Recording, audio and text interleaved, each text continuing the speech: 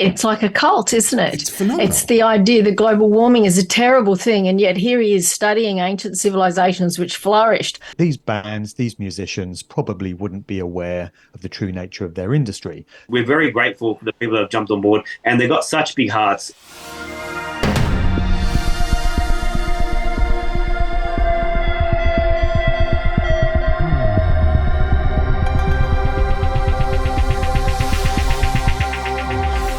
Welcome to the Aussie Wire News. This is our last pre-recorded episode before the news takes a 2-week break to make room for the Aussie Wire's extended coverage of the Alliance for Responsible Citizenship launch in London.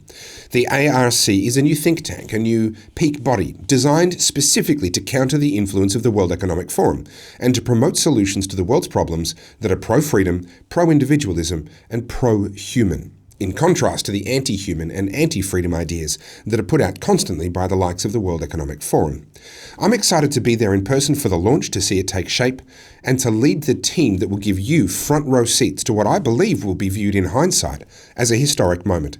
So please enjoy this final episode of the Aussie Wire News, featuring some pre-recorded stories that are good, but not necessarily the most time-sensitive stories, given that we recorded them last week because we were heading for London. That's right.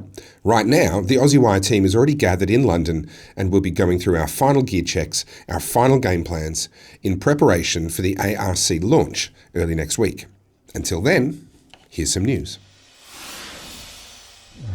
Well, the arts industry is overwhelmingly not that interested in real issues. They're much more concerned with, esoteric issues and things that they can virtue signal about. But every now and again, you come across an artist who seems to have their feet firmly on the ground. I came across one such artist only last week, and I invited her on, and thankfully she said yes. Eleanor Parry from Elanor Parry Music joins me now. Welcome, Eleanor. Thank you for coming on. Thank you for having me. Now, before I play a clip from the song that caught my attention, or the parody, I should say, it is a song, but it's a parody of a very well-known song, Big Yellow Taxi. Can you just tell me a bit about yourself, your background in music, why you're a musician? Yeah, so I guess I've come from a really musical family. My grandma played piano for her whole life. My dad's a drummer. He's actually in the video. He's the drummer that we've got in the video.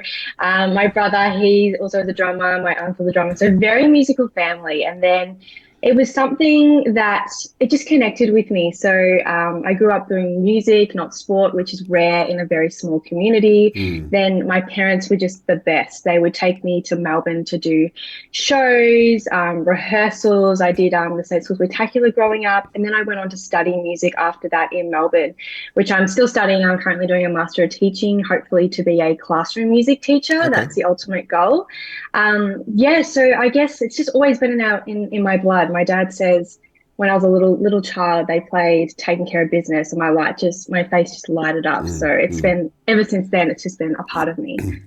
Well, I have to disagree with one thing. You said that your family was musical, and then you went on to list all of the drummers. You have to pick one. Are they musical or are they drummers? It's Well, my dad, he plays every instrument. His main instrument he performs on is drums, but we all play a range of instruments, but that's kind of their main kind of line, drumming. So I guess I'm the one who's broken out of that and stick with the piano like grandma. Now, look, just so that everyone can actually understand what it is that we're talking about and why it is that we're talking to you, I'm just going to play the opening verse or so from your Big Yellow Taxi parody.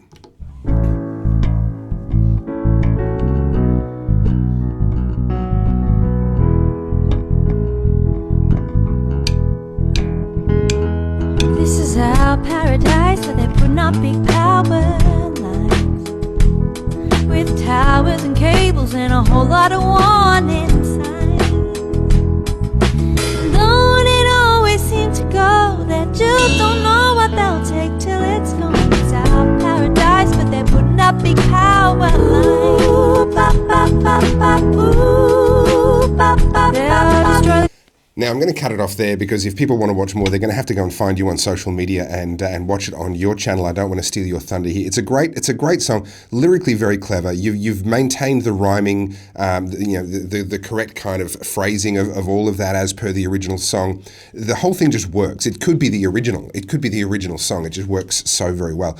So can you tell me a little bit about the process of making that? You've also mimicked somewhat to a certain degree many of the shots in the music video itself from the original. So you've put a lot of thought and a lot of effort into what you've done. So tell me about that process, but also Tell me about why this issue, of all of the issues in the world, I've not seen another artist speaking up about this issue. Yeah, so we're from the small town of Sonanad, which is a community that's affected by these transmission lines that AEMO is trying to propose to put up. We About back in April, they put out a massive 50-kilometre radius of where they were looking at putting these lines, and our small farm was actually in that radius. They did the first option, and they come out with a slightly different option, and we were smack bang in the middle of both of those options. So it sparked, it's something that's really close to my heart. We were directly affected at that stage, so we were feeling everything that farmers are still feeling right now. So we wanted to do something, and I felt helpless. I felt like we're fighting a big company here. So after putting out, I put up something on social media to kind of put out the awareness, just sharing something, and someone come back with, oh, they're paving paradise. And I was like, oh, I should do that song. I should do a cover. And originally it was just going to be a really small thing. We were just going to do the cover, maybe in a crop live, and then it just grew and grew and grew. And we reached out to the community. We adapted the lyrics, so we had 3 or 4 people that worked with us on that, farmers, who had ideas, and we've just kind of put everyone's ideas, and it's just come together so well. We then recorded the song so that we can do lots and lots of takes, get the community in on those images. You can see them in front of the fire trucks there with some of them, and it's been phenomenal. So I guess because we were directly affected at that stage in April, we wanted to get the word out there. I was like, this isn't a conversation we need to have, which people are not having because they're not aware of it. Unless you're affected, you don't really know what's going on. So we wanted to get that out there, and this was a way that we knew we could do something different and target a different audience to get that conversation happening. So I guess, that's where it kind of all stemmed from. Well, Eleanor, you're a very talented musician, and I think what you've done is incredibly clever, and congratulations for putting this issue back on the map. This is an issue that you're absolutely right. City people are not aware of. I cut my teeth many years ago. I don't know how much you know my story, but I cut my teeth many years ago talking about irrigation water in the Murray-Darling Basin, and I'm from Melbourne. I'm a city boy. So I had no dog in that particular fight. I had no personal vested self-interest, but it was an important issue that I felt that the mainstream media just were not talking about enough. I think this issue falls into the same category. It's an important issue that the mainstream media are not talking about enough. It's one of the costs of this green revolution that is just not being acknowledged by people outside of those that are directly affected. So well done to you for helping to put this on the map. I look forward to actually following this story. Now that you've kind of made it front and center for me as well, I think I'll give this a bit more focus. I think it deserves a bit more focus, and you can take the credit for really bringing that to my attention. So thank you so much, Eleanor, for your song. We'll put the socials, the links for people to find you in the description of this video, and thank you for coming on the Aussie Wire. Thank you so much for having me. Well, the world is in a warming period. That doesn't come as a surprise to anyone that's been paying attention. However, some people like to go a little bit further than warming. They talk about boiling. They talk about the end of the world. The climate cult, as I like to think of it, because it is the modern-day doomsday cult, very, very fashionable amongst the rich and powerful, and especially amongst those who would like to get richer or more powerful. It throws up some interesting contradictions sometimes, and some things that would be viewed, you would have thought, as good can sometimes be lamented by the very people who you would have thought would have been celebrating that slightly warmer weather. One such example has been brought to my attention by the wonderful Joanne Nova. Jo, thank you so much for coming on the Aussie Wire again. Always a pleasure to talk to you, Topher. Now, we have a lot of fun here at the Aussie Wire. We syndicate your blogs, with your permission, of course, onto the Aussie Wire, and it's always a great read. And this is a great blog that you've put together. Tell us what's going on. This is quite... I would have thought this would be a good thing, Jo. Tell me why this is a problem. Well, not a problem, but these archaeologists in Norway were delighted, excited, ecstatic to find as many as 4,000 items of things like spears made with shells that are coming out of the ice as the glaciers melt. And what they're finding are things like clothes, hunting gear, leather bridles, obviously all handmade because there weren't too many industrial factories around then. So 3,600 years ago, we're talking about 1600 BC, And it's 1500 BC. It's just extraordinary that these things have been preserved in the ice so well. And I think that there's a spear that you can show us, which is made from a shell. And as I said, today some youngsters glued themselves to a road at the thought of a 0.5 degree of temperature rise. But imagine having to kill your dinner with a shell strapped to a stick. I mean, it's such a different way of life. And so I love these archaeological studies just because of the way it makes us reassess the things we're complaining about today, but also because it tells us so much, and it tells us that the weather was warmer. So in 1600 BC, in the Bronze Age, the weather was warmer, the ice wasn't there, someone dropped their spears and the ice fell on it and sealed it in for all this time. And we can see in Greenland ice cores that the temperature back in the Minoan period was warmer. And so all this ice has come since then. So we end up with this contradiction, this amazing thing where the ice melt has revealed all these treasures from the past. And this researcher is lamenting that the ice has melted because, blame climate change, because the ice it's global warming, right? What a tragedy. Well, this is where it gets really quite hilarious for me. I jumped on, so this is Secrets of the Ice. This is his blog. Now, he seems like a legitimate explorer. Good on him. He seems to be pouring his heart and soul into his work. I'm not here to take a cheap shot at him. But if you go through the articles that he's written here, and this is quite a catalogue of work, an impressive body of work spanning many, many years, there is a tone all the way through here of this lamenting this ice melt, lamenting the fact that these glaciers are disappearing. Glacial archaeology and global warming, this one caught my eye, and I had to read, and I had to have a laugh because he was talking about the fact that a lot of these artifacts are being found actually underneath all of the ice, on top of the rocks directly. And he talks about the fact that actually that doesn't mean that that's where they were when they got dropped and then it froze over the top. No. It could have been dropped into the snow, and then as the snow is melted away and then refreezing and melting away and refreezing, it all ends up being buried under this ice. Now, that's a process that we understand well. We've seen this happen before with objects with abandoned planes from World War II as one example of artifacts that get left in the ice. But here he is lamenting the melt and lamenting the human impact on the climate, and then in the very next breath talking about the fact that it has been completely ice-free within just the last few thousand years. What happens to these otherwise incredibly intelligent people that they can't see what they're even saying? It's like a cult, isn't it? It's phenomenal. It's the idea that global warming is a terrible thing, and yet here he is studying ancient civilizations which flourished. Humans survived and thrived in Norway. And, let's just ask that the poor guy who lost the, being sexist, of course, assuming that it was a guy, who lost the spear that he'd handmade, and how they would have felt about the tragedy of us living in a colder climate. Would they really want to swap? Talk about the fact that so many humans thrived in the Holocene. This is a real problem for computer models. It's called the Holocene. It's a conundrum.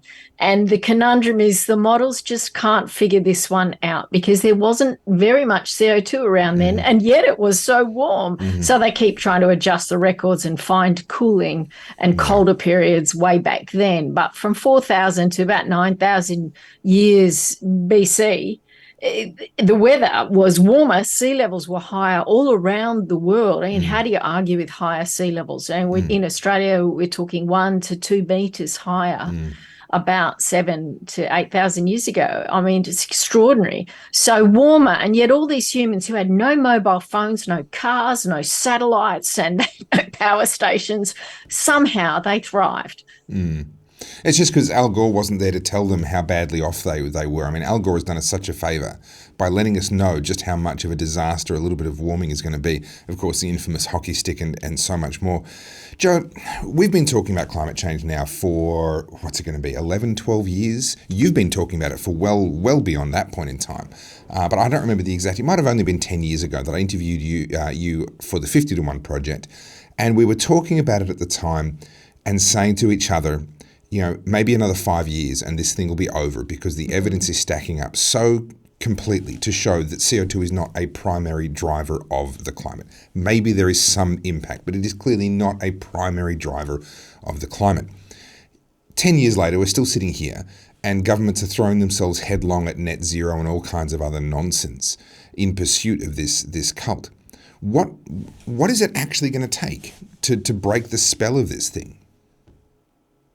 Well, honestly, the spell of this thing is driven by money, and you've heard me talk about it so many times before, and it's the profits made by things, and we have to attack it at its source. I mean, I'm all for debunking this through explaining the evidence, the scientific things, and that's what drives me. I'm fascinated by it. But ultimately, money, fame, status, and also this spiritual vacuum. I think a lot of people, good people, are drawn into this because it fills a need to feel like they're useful. Because hey, I'm changing the weather in 100 years. And even though I fly on a plane to trips to Bali or Paris or wherever, really I'm a good person because I buy my carbon credits and I deserve all that. And it's a spiritual thing where I think it can assuage a lot of guilt by somehow believing they are being good for the children of the future, stopping storms and bad things, floods and whatnot. Putting solar panels on does that, Yeah, but because those things never happened before the industrial era. Obviously, we know that nature was completely benign and there had never been a flood, a drought, a hurricane, or any kind of natural disaster prior to around about the year, 1750 or something like that. Being facetious, of course, for the fact checkers that are watching. But I do believe we've got to attack the money at the source, and that's where, you've heard me talk about it quite a few times, and we'll spend more another day talking about the effects of things like the BlackRock and the pension funds and whatnot, who keep pushing this at the corporate board level and potentially rewarding careers of people who might be in politics to support these kind of things, as well as people in science. And we've got to turn off that tap. And the Republican governors of the US, 23 states, fighting back against that. So I do have hope that this will end. But until we deal with the money question, I don't think people are going to be popping the bubble of those in a spiritual kind of quest. Yeah. Because, you can't mock these things on television. But the day we can mock them, we are one good documentary shown on primetime TV from popping the bubble of that religion. Well, I hope you're right, Jonova. Thank you so much once again for coming on the Aussie Wire. Did you know that you could win $300 worth of Aussie Wire merch just by joining our email list? That's 2 hoodies, 2 t-shirts, and some other goodies on top. Now, if you're already on the email list, then you're already in the running. But if you aren't, then I tell you, now is the time to join the Aussie Wire email list. So head on over to theaussiewire.com, join our email list, read some blogs while you're there, and you will be in the running to win $300 worth of Aussie Wire merch. Well, here at the Aussie Wire, we live by 3 simple words: truth, freedom, and hope. And of those 3, hope really is the one that lights my fire the most. It's the one that I get the most fired up and passionate about. And I love to see people who are just taking some sort of action, because so often in our own lives, taking a little bit of action is actually the thing that gives us hope. It's not as though we can all just run out there and conquer the world, but we can do something. And taking back a little bit of agency often makes a world of difference for those who are doing it, and also, of course, for those that are then being helped through that action. And so it's in that spirit that I want to bring you a story of an interesting group of people that are just doing that small thing, that little thing that they saw, meeting a need that they saw, and are changing somebody's world in the process. Now, Pat from Be Kind Friday joins us right now. Pat, thank you so much for coming on the Aussie Wire. No problems at all. Now, most people would never have heard of you. Your Facebook page has a whopping 3 or so dozen people following it. You are what I would call a micro charity, and you've kind of started very, very recently as well. So tell us a little bit about who are you, why are you called Be Kind Friday, what's behind what you're doing? Yeah, look, my name's Pat. I think about a year ago, me and a friend, we decided, how can we spread a word of kindness? Like, we used to do a lot of lives of my friend Adam's lives, and I said, can we put this to the viewers and the listeners on that night? So we said, how can we do this? So I think if we asked everyone to be kind every day, we said, listen, promote being kind every day, it probably wouldn't happen. So we needed a starting point. And I said, what better starting point than Friday? Everyone's already in a good mood. We've got the weekend coming. So that's pretty much how Be Kind Friday came about. And it's pretty much about taking 10, 15 minutes out of your day to put a smile on someone else's face. So that feeds my soul doing that. And just to see the smile on the person's face, it makes my week. I think we all need a level of recharging. Whether the recharging needs to be multiple times a day or a few times a week, but we all need that type of recharging. So that's how it started. So it started with a really small post. And as soon as that first Friday we put that post up, it went everywhere. Yeah. And I said, I think we're onto something here. So every week people started sharing this, they were tagging my name into it. And then from there, it just pretty much went to, okay, we need our own Instagram page. And then, we had people saying they were a bit scared to approach people. So then we made cards. We said, look, you can take your card when you do your good deed, hand it to them and say, when they ask why you're doing this good deed, say, look, it's because it's Be Kind Friday. Yeah. And then it just pretty much went on from there. And I said, where to next for Be Kind Friday? And I always had a vision to do these free barbecues and free breakfast just to give back to the community. So we started organising that, and then pretty much from our very first event, it kind of blew up. And then the process from there is registering for a not-for-profit organisation, getting a team together, and organising the whole lot. So it's actually a fair bit of work. I can see why people shy away from trying to do this, because it's a big process to get it started, and it costs a fair bit of money when obviously you're not getting anything at all in return. Like, obviously it's a love and a passion that you need to have. Otherwise, it's very hard for anyone to start. And I'm sure, there's a lot of people out there that always want to be kind and do things for others, but they didn't have anyone to go behind, and they're a bit scared to go by themselves. So they're coming behind Be Kind Friday now and spreading the word. Look, I have so many questions. We're watching some video here from one of your recent events, and really there have only been recent events. This is a relatively recent development for you guys to move into this area. I want to talk in a moment about the setup. It's an incredible setup and sort of where you're getting your funding from and self-funding, but we'll get to that in a second. I want to rewind. You said that you were doing these lives and you sort of had this idea of Be Kind Friday, etc. But obviously there was a recognition of a need. You were instinctively or perhaps consciously, I don't know, recognizing that there was a problem that needed to be solved. So what even led you up to that point? Look, I think that there's a really big disconnect in community. And whether that's government-based or we do it to ourselves because we want the big house, we want the fancy car, or we keep comparing ourselves to our neighbours, we find ourselves working extremely long hours from, 6 o'clock in the morning, we come home at 7 o'clock at night, then we're cooking, we're feeding the kids, we're going to bed. Yeah. So we don't even spend time with our own family, let alone our neighbours and the people around us. So that's where it comes in. It's like, stop, take 10, 15 minutes out of your day to recognise someone. So it's even just keeping your head up, because we're always on social media, so our heads are always down, even when we're walking around. So head up, eye contact, say hi. It's not that hard, but that big connection needs to be made again, because we've lost it. Yeah. I think we've lost it.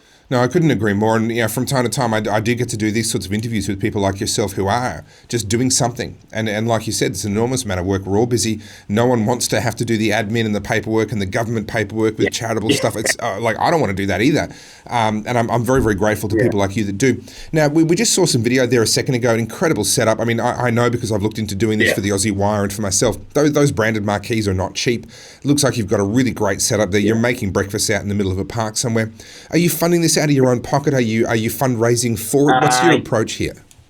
Yes, like to start the whole thing, it was pretty much all out of my pocket. Like it wasn't one big lump sum. It was like we did a little bit, we did cards, then we did this, then we made some signs, then we got one marquee, then we got two marquees, and then we approached our local Bunnings, and they were kind enough to donate a barbecue.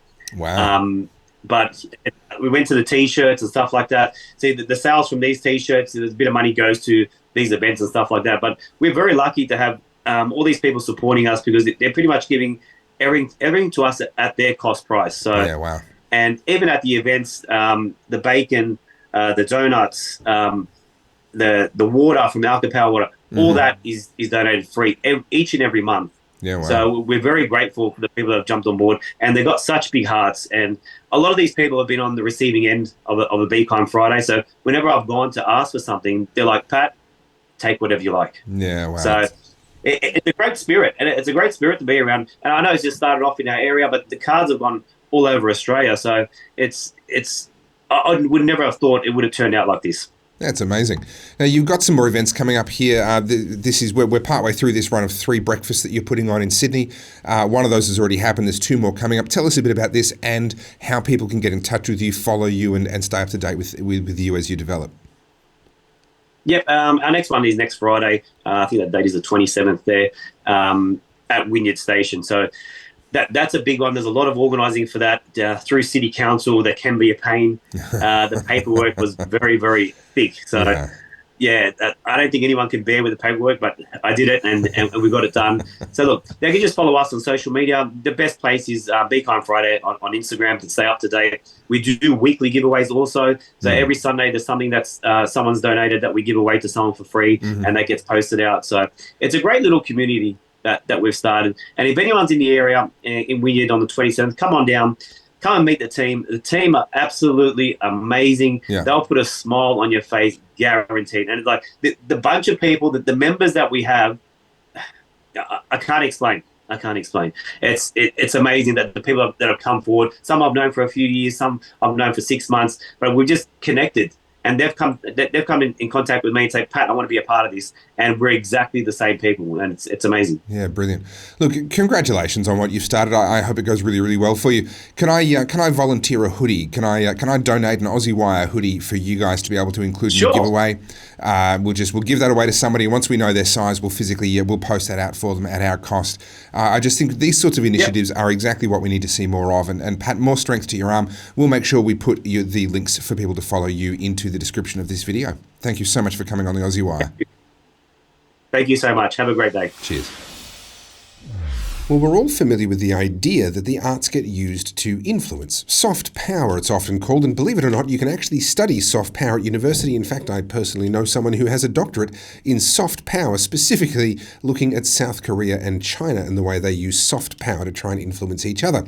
So it's a thing, but it's a thing that happens often outside of our notice. It happens to us and around us all the time, a little bit like a bath of warm water. You can be immersed in it and not even really notice that it's there. Well, someone who's definitely been paying attention is someone who, their background is actually music. Their background is creating the very stuff that he now talks about. He still does. He's a DJ, he's a musician, and he's a public speaker, and he's coming to Australia. His name's Markdevelin, and he joins me now on the Aussie Wire. Mark, thank you so much for coming on.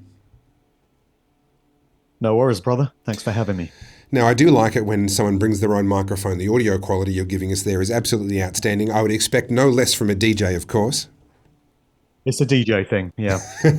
Now, look, before we get to what you're doing, what you're speaking about, why you're coming to Australia, there would be many people watching the Aussie Wire now who've never heard of you before, not familiar with your work. What is it? What's your background? Why is it that you've ended up talking about these issues? Okay, I'll try and condense the last 30 years into about 2 minutes. Okay. So my background is as a club and radio DJ. I got started in 1990. I became reasonably well known on what's called the urban music scene in the UK. So I was playing R&B, rap and hip hop, reggae, this sort of stuff. And I did a whole load of gigs in the clubs up and down the UK. I was fortunate enough to get to travel internationally. I came to Australia 6 times between 2003 and 2009 and played some really great gigs out there. And I did a bunch of radio shows. I wrote for music magazines. I got to meet many of the big artists on the R&B and hip hop scene. Met Beyonce one time before she broke through to fame. But things got to the stage around about 2007 where I'd started questioning the true nature of this world in which we live. I'd always had these burning questions at the back of my mind. Questions like, why is there always war? Why is there always injustice? Why do politicians quite literally get away with murder? Why is all this unfairness, this suffering allowed to happen? So that caused me to question the very nature of reality itself. And it got me searching for the answers. I got turned on to the books of David Icke by my dad. He put me onto them. And reading those books, I found they answered so many of the questions I'd had up to that point. And by 2010, I'd reevaluated my entire worldview. And I realized that I could put all the skills and all the experience that I'd built up to that point to use in communicating meaningful, empowering knowledge to other people. So that's pretty much what I've been doing since 2010, through books, through podcasts, through videos, through live presentations. I've spoken at a few protests and rallies as well, and it's become my life. So things have really changed for me. My full-time job is now doing all this stuff, and it's replaced all the DJ business that was there before. And I think this is probably a bit more meaningful and contributes a bit more to humanity and creation. Now, in particular, you've got a particular focus on the way that music is designed and intended to influence people in ways that, let's say, the World Economic Forum, UN, and other bodies like that might like, nudging people, I guess, in that direction. Can you elaborate a little bit on, for the skeptics out there who are sitting there going, oh yeah, here we go, another conspiracy theory. What is it that you've seen that convinces you that that is the case? Very early on, I came to realize that every aspect of our lives is completely controlled by unseen forces, mainly secret society networks working behind the scenes. We can see this in politics, we can see this in big business, we can see it in academia, the world of so-called science, the world of so-called medicine, all these different walks of life. So why would anyone expect it to be any different in entertainment and popular culture? In fact, those vehicles form the perfect opportunities to mass mind control large numbers of people, to shape their worldviews, to shape their thoughts, their perceptions, their viewpoints, even influence their behaviors.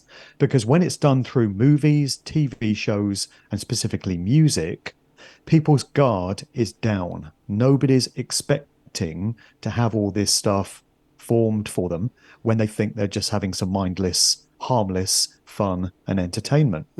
So I really wanted to comprehend better how these dynamics work. And I came to realize that through music, you get things like mass social engineering psyops, you get the pushing of culture creation, entire ways of life, entire cultures are pushed specifically through music. I used to play rap and hip hop. And at the time, I would have denied that that music could have been influencing the way people behave. But looking back now with the benefit of hindsight, maturity, and having done the research, I can see that absolutely the lyrical content of many of those records was affecting the behaviors of people that listened to them. It even affected my own behaviors. I used to carry myself with a certain swagger, a certain attitude, and it was all BS, you know. It was all coming from ego, and I couldn't see it at the time, but I can see it now. And the thing about my books, where I talk about the military connections of the music industry, how it's inherently connected to the military industrial complex.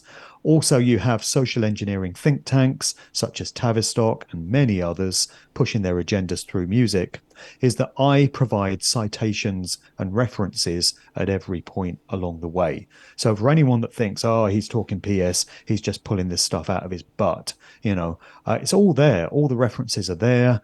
Everything is resource based. And anyone can check this stuff out for themselves. And I think if they do set off on that path of research, they'll discover for themselves that everything I've been saying these past almost 15 years absolutely checks out. And that really is what these industries are ultimately used for.